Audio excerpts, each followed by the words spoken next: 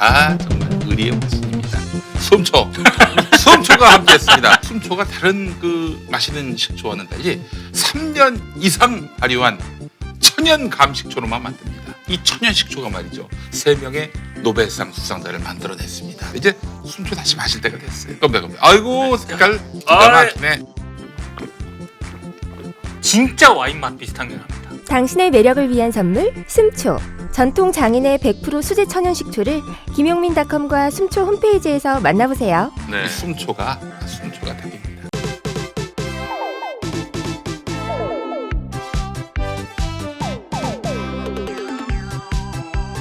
내 인생의 쉼표가 되는 제주 쉼투어 소개 안 할 수가 없습니다. 그렇습니다. 제주 여행, 이제 제주 여행 다녀왔어요. 네. 겨울에 제주의 맛이 네.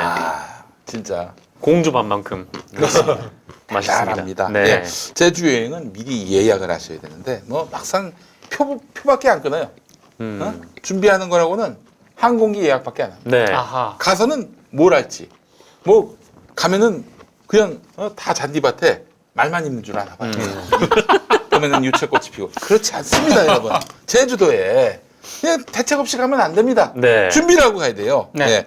자, 이럴 때 제주 쉼터한테 몽땅 맡기세요. 시간 없잖아. 몽땅 맡기세요. 미리 다 예약을 해드립니다. 오셔서 입이 딱 벌어질 정도의 그런 모든 네. 명소들, 맛집들을 예약해 놓고 있습니다. 말 타고 와가지고 말을 타고. 아니 근데 모든 걸 해준다는 게 뭐 어디서부터 어디까지라는 거예요? 심지어는 발톱도 깎아주고. 아이고, 거짓말이죠, 거짓말. 거짓말 아닌가요? 네. 뻥입니다. 뭐 할인항공권. 이래놓고 가짜 방송하는 데는 구독자 10,000명씩 취소해야 된다고.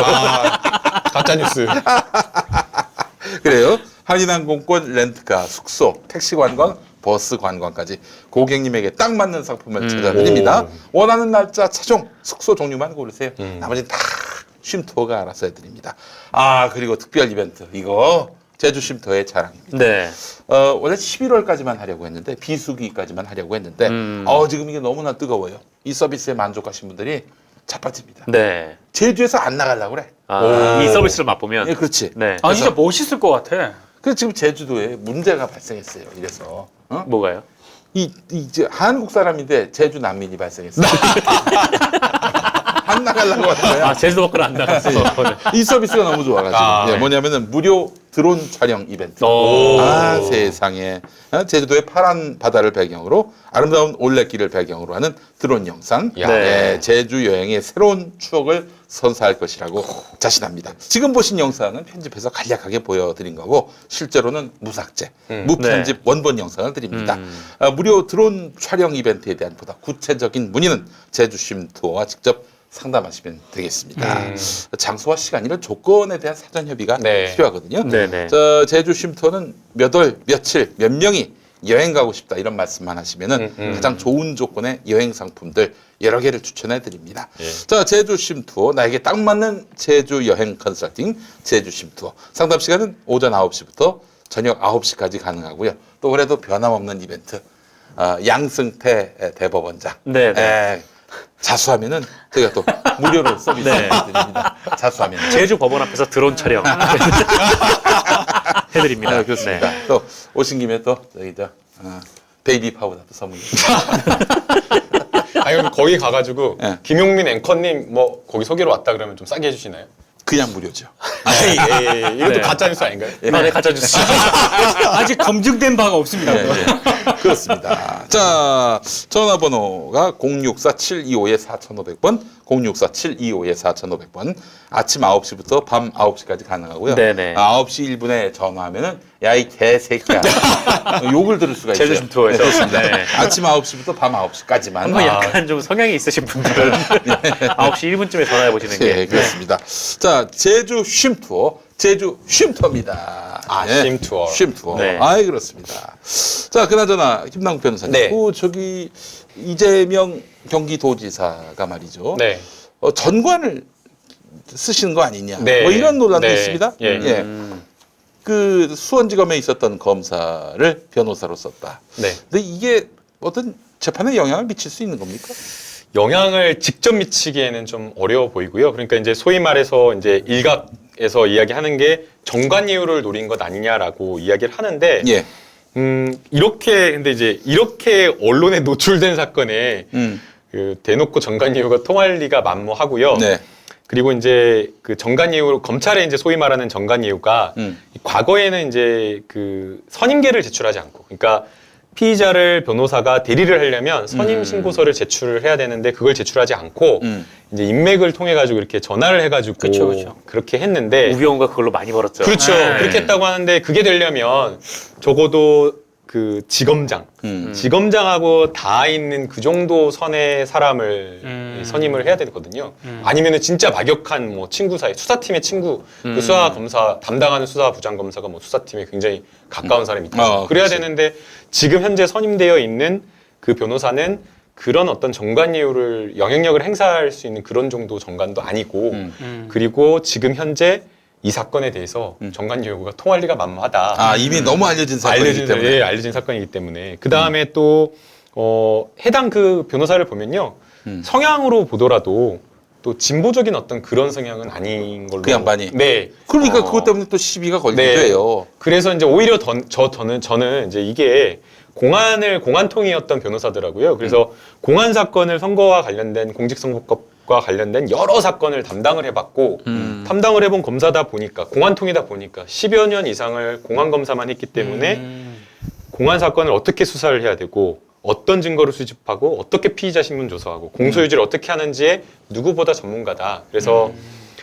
굉장히 이 사건이 법리적으로 치열한 거잖아요. 의견이 분분한 거고 네. 법적인 판단이 필요한 부분이기 때문에 아마도 그 이재명 지사 측에서는 성향이나 이런 거 변호사가 무슨 뭐 성향을 따지겠어요. 그거하고 이게 뭐 우병우 같은 사람이 아니라고 한다면 해당 분야의 전문가라고 하면 그 전문가를 쓰는 게 맞다라고 판단을 해서 공직선거법의 최고 전문가를 선임을 한 게 아닌가라는 생각이 듭니다. 아, 그리고 게다가 또 이 변호사가 네.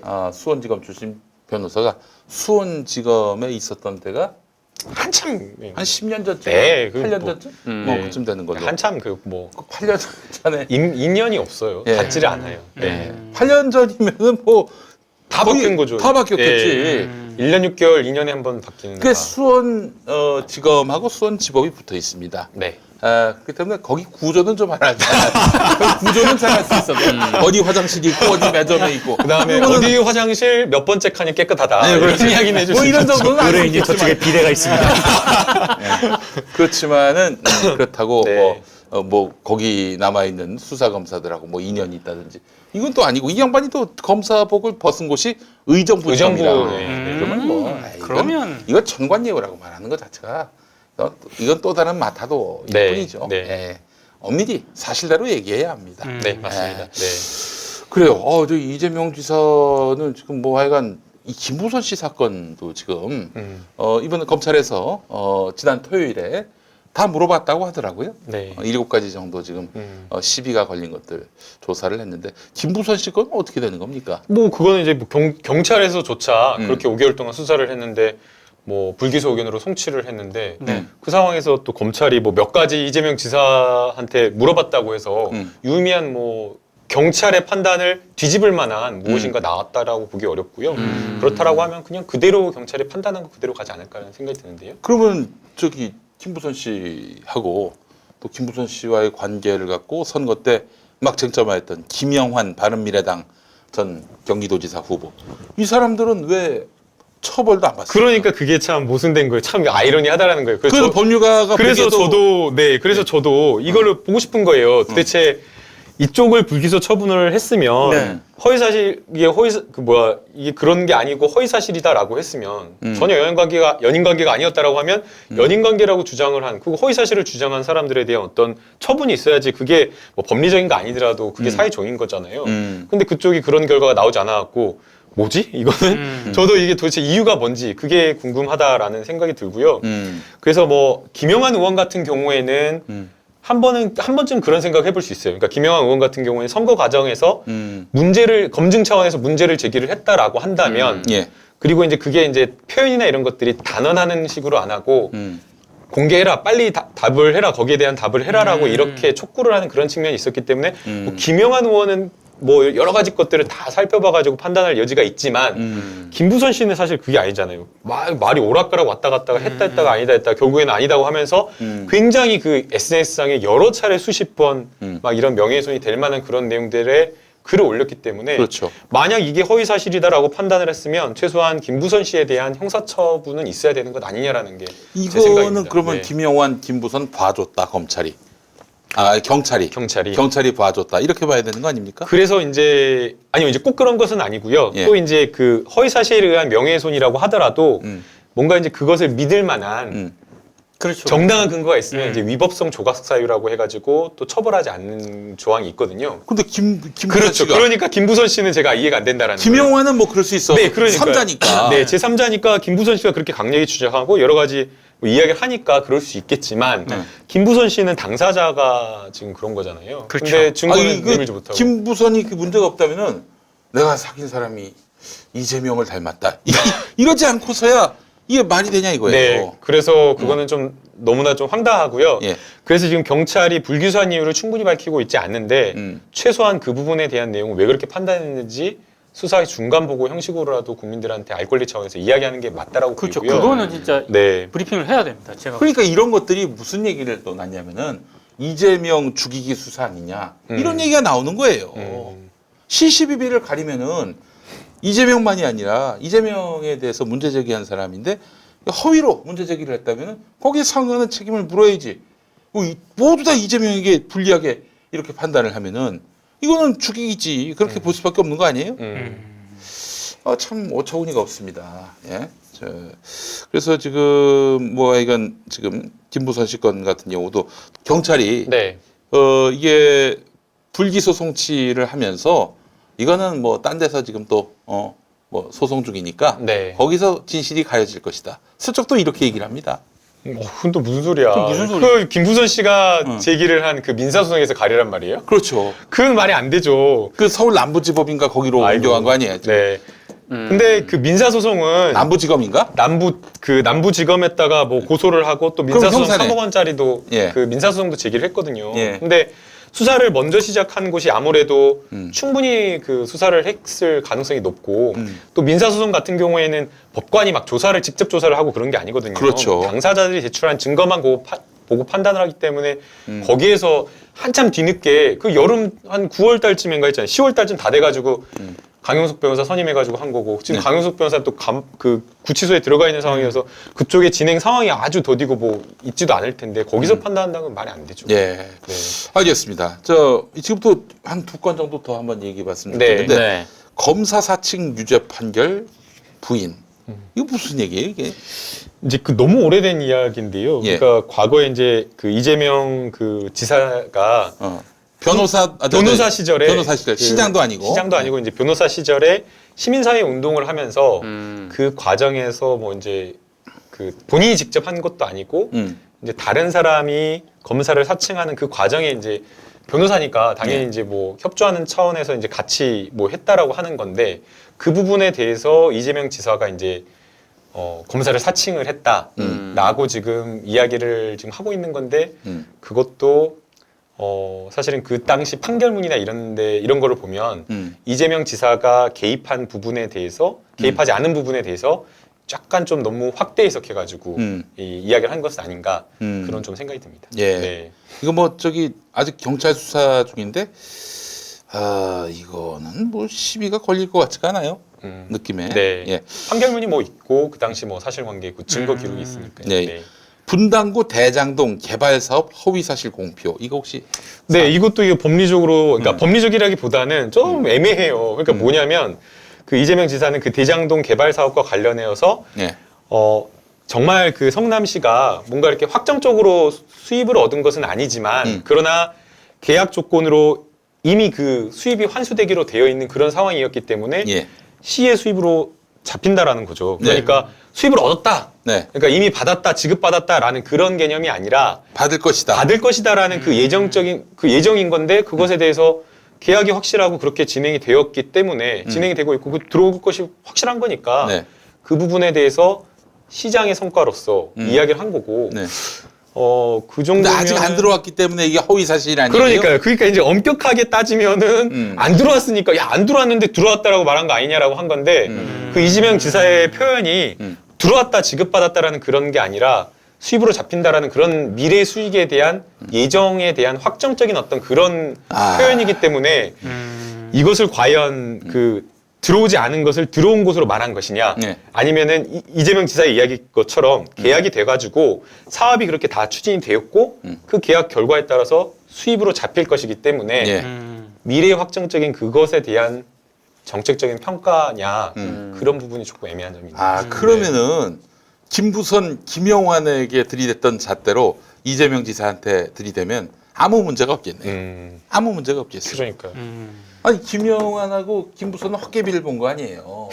그렇잖아요. 근데 이거는 이재명은 아직 안 들어왔다 뿐이지 들어올 미래의 예정 수입에 대해서 얘기한 건데 예. 이걸 허위 사실로 말할 수는 없는 거 아니에요. 그러니까요. 과장을 했다 뭐 이런 얘기는 뭐 나올 수 있을지 모르겠지만 아주 엄격한 기준을 들이댄다면 네. 예. 그러니까 그 보통의 이제 그 공직선거법에서 허위 사실로 이렇게 판단하는 것들이 되게 보면은 명백하게 진실인지 아닌지가 판명이 되는 것. 그래서 현재와 과거의 사실에 대한 것이 대부분이고요. 미래의 사실이라고 하더라도 기초되는 사실이 전제되는 사실이 현재나 과거에 있어가지고 미래에 대한 것이라고 하더라도 뭔가 이제 참거짓을 판단할 수 있으면 되는 건데 지금 이거는 미래에 대한 것이잖아요. 그럼 미래에 대한 것이기 때문에 뭐 이런 걸 판단한다라고 하면 기초 전제되는 사실 현재의 계약이 있다라고 한다면 적어도 뭐 들어와갖고 이미 받아들었다라고 이렇게 표현하지 않는 이상 이거를 명백한 허위 사실로 볼 수 있을 것인지 조금 법리적으로 애매하다라는 측면이 이거는 제 의견뿐만 아니라 네. 저도 애매해가지고 다른 이제 여러 변호사님들 뭐 판사 출신 변호사님도 여쭤보고 뭐 그랬는데 이정열 변호사님께도 여쭤봤어요. 이정렬 변호사님께는 아직 못 여쭤봤고요. 여쭤봤어요. 네. 여쭤볼까요? 김용민 PD님이 좀 물어보라고. 그러지 마. 그러지 마. 아유. 정열이 형하고 네. 또 애틋한 관계예요. 그러니까요. 너무 네, 좀 네. 안타깝습니다. 네, 그래서 네. 좀 이게 좀 어려운 측면이 있고요. 기소가 된다고 하더라도 이게 공직을 박탈할 판사가 아마 그 판단을 할 거예요. 그러니까 되게 이제 공직 박탈이라고 그러니까 공직 박탈에 해당되는 정도의 벌금을 때린다고 하는 선고를 한다라고 하는 것은 악의적이거나 실수로 보기 어렵다거나 아니면은 선거에 유리하려고 굉장히 뭔가 허위 사실을 인식하고도 하는 그런 건데 지금 해당 내용 자체가 그런 부분에 있는 건 아니잖아요. 네. 알겠습니다. 그 조폭연루소를 그 SBS가 이렇게 그것이 알고 싶다. 그거는 진짜 저도 말도 안 되는 것 같아요. 근데 그거는 경찰 단계에서 무혐의로 결론 났어요. 아유, 그건 진짜 그 너무 무리한 저도 방송을 그 봤어요. 논란이 됐다고 했고 우연히 제가 그걸 봤는데 그건 진짜 너무 무리한 말도 안 되는 거였어요. 그럼 지금 저 소송이 걸렸단 말이죠. 이재명 지사가 5억인가로 SBS를 상대로 걸었는데 이거 재판에서 SBS 불리하겠네요. 아니요, 그 재판에서 SBS가 불리할 수 있는데 또 그 SBS가 무리했다라고 해서 또 SBS가 반드시 패소한다라는 그런 의미는 그렇죠. 또 아닙니다. 언론은 의혹 제기를 할 수 있으니까. 맞습니다. 예, 의혹 제기를 할 수 있는데 그 위법 성ço각 사이.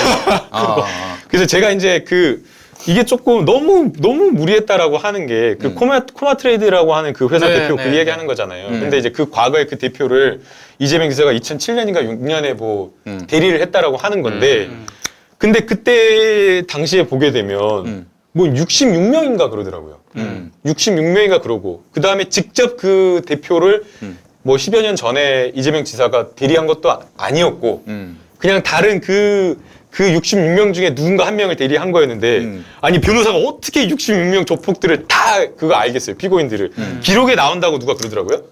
기록에 당연히 이름은 나오겠죠. 근데 그 66명의 이름을 누가 어떻게 다 이름을 기억하겠어요. 만약에 그 기록에 나오면 그 조직단체를 구성을 했기 때문에 조직 수계하고 부두머, 행동대장 이런 수뇌부 정도는 관련 사건이니까 이 사람들이 그런 수뇌부고 뭐 핵심 지시한 사람이구나 라고 기억을 할 수는 있겠지만 그래도 지금까지 기억 못 하겠죠. 그거 어떻게 기억하겠어요. 10년이 지났으니까.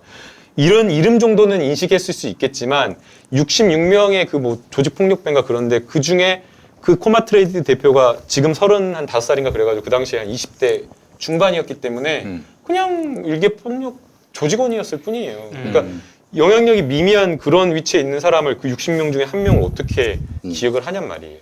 기억 자체가 불가능한 거죠. 알겠습니다. 네, 그래서 저는 그걸로 문제 제기하는 것 자체가 너무 근거가 빈약하고 네. 그 다음에 이제 이재명 그 성남 시장 시절에 네. 후원을 해갖고 뭐 이렇게 했다라고 하는데 네. 네. 그거는 이재명 시장한테 문제를 제기를 할 게 아니라 오히려 조폭을 비난해야 될 게 아닌가 생각이 들어요. 물론 그런 어떤 조폭인 거를 잘 검증하지 못한 그런 잘못에 대한 비판은 있을 수 있겠지만 그렇다고 해갖고 뭐 결차겠다 이렇게 보기에는 어렵고 그때 코마트레이드 그 대표가 뭐 샤오미나 이런 것들도 막 수입하면서 정상 기업인 것처럼 팔바꿈하려는 노력을 했던 거잖아요. 그 노력의 일환으로서 성남시에 후원하고 막 하면서 시장하고 사진도 찍으려고 막 하고 그랬던 거였잖아요. 예. 그러니 사실은 후원하는 후원사고 막 이러다 보니 이재명 시장으로서는 경계를 약간 예, 조금 낮출 수밖에 없었던 상황인 거죠. 그래서 알겠습니다. 이것만으로 네. 조폭연루설 너무 무리하다. 이건 예. 진짜 의혹 좀 너무 무리한 그 추론이었다. 그럼 SBS는 어떻게 되는 거예요? 그래서 SBS는 그래도 뭐 자기네들은 나는 이렇게 추론했다라고 주장을 하는 거고 그런 의혹 제기 언론으로서 충분히 할 수 있는 거다라고 이렇게 보고 있기 때문에 그런데 그 무슨 영화를 하나 보여줬잖아요. 영화요? 영화. 아수라. 아수라 보여주면서 또 타이틀에 은수미 시장도 나왔습니다만 이재명 도지사를 박았단 말이죠. 네. 이 조폭하고 연관된 조폭의 이익을 배후에서 챙겨주는 그런 나쁜 시장으로 이렇게 이미지 메이킹을 했는데 이와 관련해서 SBS는 면책될 수 있는 겁니까? 그러니까요. 그게 그 단정적으로 만약 단정적 확정적으로 그렇게 보도를 했다라고 하면 문제가 책임질 수 있는 소재가 있는데 네. 근데 이게 참 애매한 측면이 있습니다. 네. 그 언론의 그 언론인으로서의 자세나 아니면 보도 프로그램 이런 것으로 보도의 기본 원칙을 지키지 못했다라는 그런 평가나 비난은 받을 수 있겠지만 법률적으로 그게 뭐 명예훼손이 된다거나 허위사실에 기반한 그렇게 책임을 묻기에는 조금 어렵지 않을까라는 생각이 듭니다. 그렇기 네. 때문에 언론이 예, 일종의 말하자면 면책 특권이 있는 거예요. 네. 그렇기 때문에 언론은 더더욱 신중해야죠. 팩트에 네. 대해서는 신중해야 되고 네. 이 파장파급력에 대해서도 정말 남들보다 더 강력한 잣대, 스스로에 대한 잣대를 들이대야 마땅한 그러니까 것입니다. 관훈에서 저 한번 언급을 했지만 그것이 알고 싶다 그 아까 그 말씀하신 그 편은 법률적인 면에서는 뭐 저는 피해 네. 나갈 가능성이 있다고 보거든요. 단정한 건 없어요. 네. 솔직히. 네, 맞아요. 그런 그래가지고- 인상은 잔뜩 줬지만 맞아요. 예. 그런 이미지를 풍기긴 했지만 단정을 하지 않았기 때문에 법률적으로는 빠져나갈 가능성도 있지만 이 다 기자 언론인 네. 입장에서 봤을 때 저널리즘적 측면에서 봤을 때 음. 매우 상당히 무리한 보도였다. 음. 예. 자 그래요. 마지막으로 네. 일배설, 이재명 일배설. 이것도 역시 무혐의로 결론 났습니다. 네. 이건 사실 이야기할 가치도 없는. 가치도 없는 거죠, 사실은. 수사를 한다는 것 자체, 수사라는 검사도 이런 왜 이런 그런데 걸. 저기 문제삼은 쪽에서는 뭐가 문제라는 거예요. 그럼 이제 가입 내역이 있다라는 그런 그래서 건데 이재명이 결국 일배다. 일배다라는 건데 네. 그러나 그냥 호기심으로 그 일배에 가입을 해볼 수도 있는 거고 그다음에 이제 저도 가끔 이제 TV 종편에 그 뭐 TV조선이나 이런 곳에 많이 출연을 하기 때문에 네. 일배에서 글을 많이 남길까봐 뭐 작년에도 많이 검색을 해보고 그랬거든요. 네. 의외로 또 욕을 안 하시더라고요. 아니 기자 중에 네. 그 일배를 취재하기 위해서 음. 거기 가입한 기자들 좀 있습니다. 기회도 하고. 네. 네. 근데 일배 저에 대해서 이제 모독하는 글이 올라와가지고 그 일배 운영자한테 메일을 보냈어요. 네. 네. 이럴 수 있는가? 네. 네. 와 빛의 속도로 지우더라고요. 아, 일배 운전자가 좀 그런 게 있어요. 네. 일배 운영자는 칼같이 지웁니다. 네. 그렇기 때문에 정말 고소할 마음이 있으면 또 고소하면 그건 자기 마음이지만은 지워야겠다 그러면은 저 빛의 쉽게, 속도로 지운다는 그렇죠. 점. 네. 그렇기 때문에 사실은 지난번에 그 워마드와 일배하고 차별하는 거 아니냐. 워마드는 지우라고 해도 안 지운 거 아닙니까? 일배는 빛의 속도로 지워요. 애초에 그런 털을 만들지 말지. 지우고 앉았어요. 예. 지금 왜 TV조선에 출연하냐 그러는데 예. 이거 출연하라고 처음에 그 출연자가 없다고. 예. 네. 그러니까 더불어민주당에서도 계속 우리 쪽에 이야기를 해주는 사람이 거기에 TV조선에 출연을 해야 되는데 네. 출연을 안 한다는 거예요. 왜냐면은 이제 너무 이제 그 보수 그쪽에 질문만 있고 왜냐면은 공격받을 것만 하는 거예요. 그러니까 정말 논리적으로 뭔가 이렇게 방어하기 어려운 것들, 그러니까 뭐 청와대에서 실수한 것들, 막 이런 것들만 막 그런 주제만 막 TV조선 다 다루는 거예요. 그러니까 그 집요하게 그걸 후벼 파고 그러면은 그 야당 패널로 나가면 힘들거든요. 근데 어쨌든 누군가는 나가야 되니까 더불어민주당에서도 꼭 나가라라고 뭐 처음에 이야기를 하죠. 청와대 형들이 아니 청와대 형들은 아니고요. 김 변호사님 네. 나가서 저 방정홍 얘기 좀 해봐요. 나가도 좋은데 그 얘기 좀 해. 좀. 갑자기 다른 질문했는데 네. 전원책 변호사님 이야기했는데 그런데 말입니다 이러면서 그 방정호 대표는 방정 이럴 때 그 반대편에서 그럴 거야. 아, 채널A에서 그랬다며. 그렇지. 저기 뭐야, 김일성 3대 세습. 거기는 3대 세습을 했는데 우리나라 언론사 중에 4대 세습, 4대 세습하는 데 있다. 그 동아일보거든. 네. 박종진 형이 네.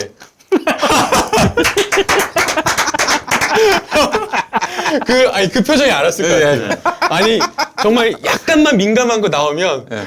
앵커님이 표정이 진짜 그러면서 이제 끝나고 나오면 나 여기 직원이라고 나 좀 살려달라고 이러세요 앵커님. 거긴 앵커들이 더 하던데. 힘이 있어서는. 그때 게스트들이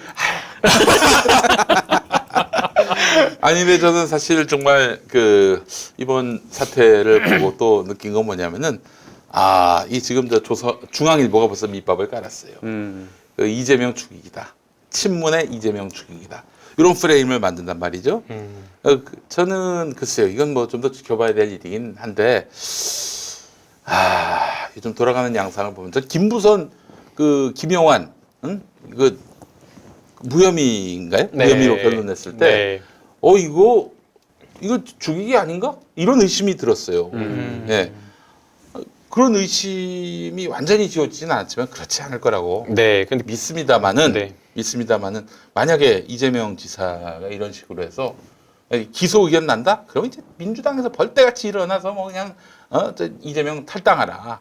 탈당 안 하면 출당시켜라. 이럴 거예요. 틀림없이. 100이면 100. 안 그러면 내가 10,000원씩 줄게. 10,000원씩. 꼴랑? 만 원이 뭐야? 아니 그게 아니라 지금 이미 그 오늘 신문에 그런 논란이 나오고 있는데요. 네. 기소가 되면 탈당해야 되는 거 아니냐 그런 지금 네. 이야기가 나오고 이제 있는데 그때 이제 탈당하라고 하는 사람들 다일 수도 있어요. 근데 그 정치인들 몇 면을 다 기억해 놓으시기 바랍니다. 네. 예. 그래서 뭐 여러 가지 논란이 있는데 참 어려운 것 같아요. 이게 그 민주당 내에서 막 그런 싸움이 이루어지고 있는 상황이고, 근데 또 문재인 대통령 성품이나 문재인 대통령과 뭐 함께 일하시는 분들이 의도적으로 막 만약에 그렇게 하려면 민정 라인에서 해야 되는 거잖아요. 민정 라인이 또 그럴 사람들이 아니거든요. 그러니까 네. 저는 말하자면은 청와대하고는 전혀 무관하고 네. 더더욱이 문재인 대통령과 무관하겠지만은 네. 지금 뭐 내가 누구와 가깝다, 내가 뭐 어느 지위에 있는 사람이다 이런 식으로 해가지고 팔아가지고 혹시 누가 장난을 네. 치는 사람이 있는 건 아닌가 이런 좀 걱정도 되고 의심도 되고 뭐 그렇습니다. 네. 그러니까 그렇게 또 해서 이제 기소 의견 나면은 이제 막 민주당 의원들이 벌떼같이 들고 일어날 것이고 그렇게 되면은 물론 이재명 지사가 탈당할 사람은 아니지만은 네. 이때부터 이제 보수 언론은 이 종편들은 이재명 죽이기 이 프레임을 가동할 겁니다.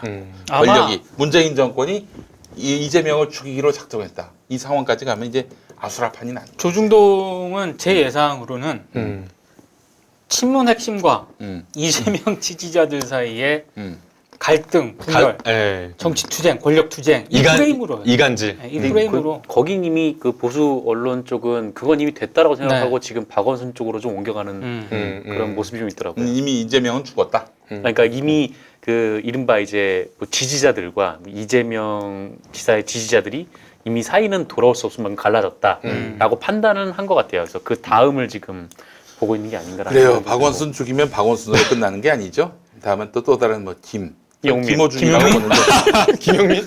난 죽었어 이미. 난 내가 뭐가 있어? 난 이미 TV조선을 장악하라니까. 난 이미 죽었어요. 아니, 저는 이게 이 사안이 벌어지면서 제일 마음이 아픈 게 이 당원들끼리 민주당 네. 당원들끼리 엄청나게 막 싸우는 거잖아요. 네. 근데 사실 이제 정치인이라고 하는 게 국민들의 마음과 요구와 뭐 당원들의 이런 것들을 담아가지고 그냥 대리하는 건데 그 사람들의 너무 이렇게 뭔가 이렇게 너무 이제 그 사람들만 이렇게 그걸 봐가지고 서로 이제 이렇게 비난하는 그러니까 서로의 그 어떤 논리적인 이야기가 있을 수가 있는 거잖아요. 상대방 주장도 일리가 있을 수 있는 거고 네. 다 받아들일 수 있는 건데 너무 일방의 주장만을 고집하면서 이 인신공격이나 이런 것들을 하는 것들은 조금 가슴이 아프다는 생각이 듭니다. 한 팀인데 원팀인데 네. 여당을 그렇게 해서 완전히 아수라판으로 만들어 놓고 마지막 겨냥하는 사람이 누굽니까? 문재인 대통령이 문 대통령을 전 결국 겨냥한다고 봅니다.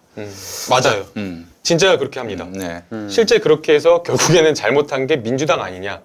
그리고 그러면은 그거는 또 문재인 정권, 정부 책임 이렇게 가더라고요. 예. 네.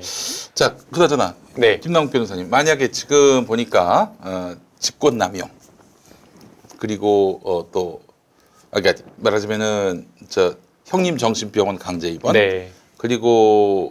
그리고는 뭡니까? 정의를 위하여 트위터. 정의를 위해 트위터. 네. 이게 둘 다 유죄로 나온다면은 최고 형량이 얼마입니까?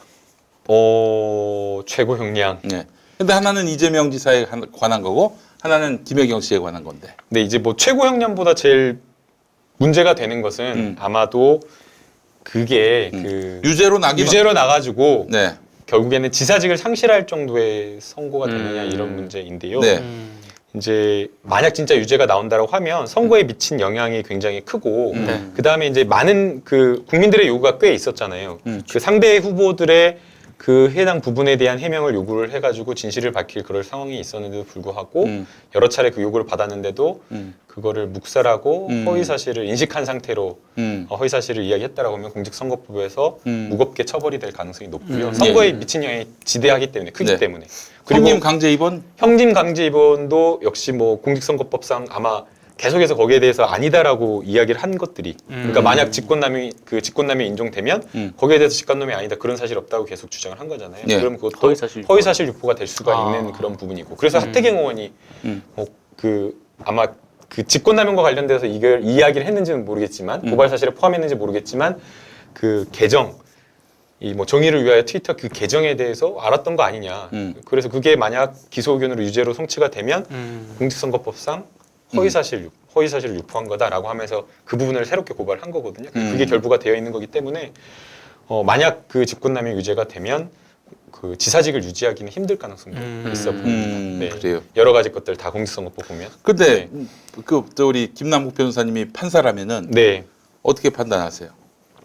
제가 이제 그 기록을 보지 않은 상황에서 뭐 이렇게 쉽게 뭐 속단하기에는 좀 어렵지만요. 네. 저도 이 문제 가지고 굉장히 끊임없이 고민을 했어요. 예. 그래서 이재명 지사에 대한 여러 가지 개인적인 판단도 저는 그 해보려고 했고 뭐 이재명 지사를 별로 사실은 뭐 솔직히 말하면 별로 좋아하진 않았거든요. 왜냐하면 제가 욕을 안 하기 때문에 진짜로 그 욕을 먹고 이제 저도 이제 좀 네. 충격이었고 그래서 솔직히 좋아하진 않았는데 이제 주변에 또 여러 가지 이야기를 들어보면 그 성남시에서 살았던 분들은 그 이재명 지사가 했던 여러 가지 정책을 진짜 체감했다라고 하더라고요. 그래서 모 치킨집 대표 이사님이 제 고등학교 선배님이신데 예. 한 30-40분을 막 혼자 막 점심 먹는데 이야기를 하시는 거예요. 저랑 둘이 이야기를 하는데. 그리고 제가 아니 무슨 그 선배님 그 이재명 지사님하고 뭐 개인적인 친분이 있으시냐고 성남시에 살면서 그랬더니 전혀 그런 게 없다고. 근데 그 사람은 뭐 하면은 정책하면 한다는 사람이다고. 지사도 크기만 달라졌을 뿐이지 할 거다. 그렇게 이야기를 하더라고요. 그래서 이재명 지사를 네. 싫어하는 사람들도 능력이 있는 건 인정해. 네. 그래서 이제 그런 부분에 대한 저도 이제 그런 이야기 계속 들으니까 마음을 이제 조금씩 열라고 하는데 뭐 그건 이제 뭐 별도로 놔두고 예. 법리적인 부분만 떼어놓고 봤을 때는 기록을 보지 않고 속단하기는 어려운데 다툼의 여지가 크다라고 봅니다. 그래서 지금 뭐 일방의 주장처럼 확정된 사실인 것처럼 이것을 보기에는 좀 어렵다고 보이고요. 예. 제가 이제 그 윤리심판원 위원으로 있었거든요. 네. 더불어민주당. 네. 서울시당에. 그래서 윤리심판원에서도 징계 청원이 오잖아요. 당원에 대해서. 그럼 네. 가장 기본이 뭐냐면 확정된 사실인가를 봐요. 확정되지 않고 상대방이 일방이 주장하는. 그렇죠. 그 사람 일방이 주장하거나 이런 거면 그 부분에 대해서는 징계를 할 수가 없는 거고. 그건 잘못된 징계잖아요. 네. 확정되지도 않고 다투고 있는 거라고 하면 징계하기 어려운 거죠. 그래서 다툼에 있는 사실이면 우리가 보고 싶은 것만 보는 것보다는 상대방이 또 억울한 점이 있다라고 하니까 뭐라고 이야기를 하는지 그 목소리에도 귀 기울여 볼 필요가 있다라고 보이고요. 특히나 이 사건 같은 경우에는 뭐 여러 가지 또 논란도 있잖아요. 경찰 수사 과정에서 논란도 있고. 네. 그 다음에 아직 검찰의 판단도 안 나와 있는 거고. 그렇죠. 검찰의 뭐 기소 가능성이 제가 높다라고는 말했지만 또 바뀔 수가 있는 거거든요. 예, 예. 그리고 또 검찰이 더 이렇게 판단을 했지만 기소 의견으로 판단했지만 또 법원에서는 또 다를 수가 있기 때문에 그렇죠. 저는 뭐 이것에 대해서 다툼의 여지가 있다라 정도로 예, 그렇게 정리를 하고 싶습니다. 알겠습니다. 네, 유죄다 무죄다 이렇게 말하기는 어렵고요. 아이고, 뭐 하여튼 뭐 재판은 공입니다. 둥글어요. 어디로 갈지 모릅니다. 네. 그래서 오늘 제주로 가시죠. 갈 데가 없으면 제주 쉼터로 가야겠다 이런 말씀드리면서 오늘 또 우리 애청자분들 많이 또 참여해 주시고 또 후원도 해주셨는데요. 저게 힘을 얻고 다음 방송 더 내실 있게 또 준비하도록 하겠습니다. 오늘 김남국 변호사님 살아있는 법리, 네, 살아있는 성실, 네. 살아있는 다이어트. 다이어트. 네. 예. 이런 건실한 분이 말이죠. 애인이 없습니다. 아, 진짜요? 너무 안타깝습니다. 그래서 이제 이거 끝나고 예. 그 아는 형님께서 예. 소개팅 자리가 아닌 예. 편안한 자리를 만들어 주겠다고 하셔가지고 편안한 네, 자리. 그래서 이렇게 편안하게 입고 갑니다. 아, 그래요. 등산복 진짜 안 돼요. 등산복 차림으로. 등산복 차림으로. 저기 예. 조언이 필요합니다. 아니 전 여성에게 그냥 있는 모습 그대로 보여주고 안 싶습니다. 됩니다. 있는 모습 그대로 좀 잘 보여주면 안 됩니까? 자, 그래요. 환운 라이트 클럽 이번 주 순서 모두 마치겠습니다. 우리 김남국 변호사님 수고하셨고요. 민동기 국장님, 정상근 기자님 수고하셨습니다. 네, 고맙습니다. 김용민이었습니다. 네, 수고하셨습니다. 네. 고맙습니다.